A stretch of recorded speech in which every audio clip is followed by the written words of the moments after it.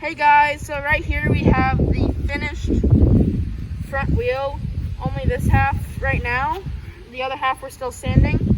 We decided to use 800, 1000, 1500, 2000, 2500, 3000, 5000, and 7000.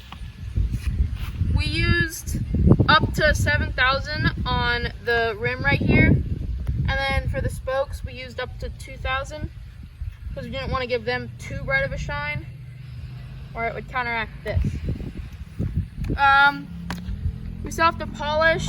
Once we get this done, we can make it a roller after we get all the bearings in.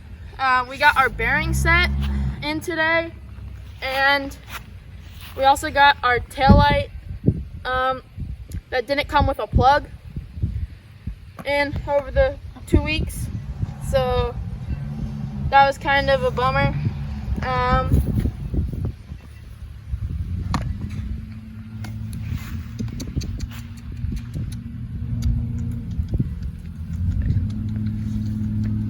Stop it.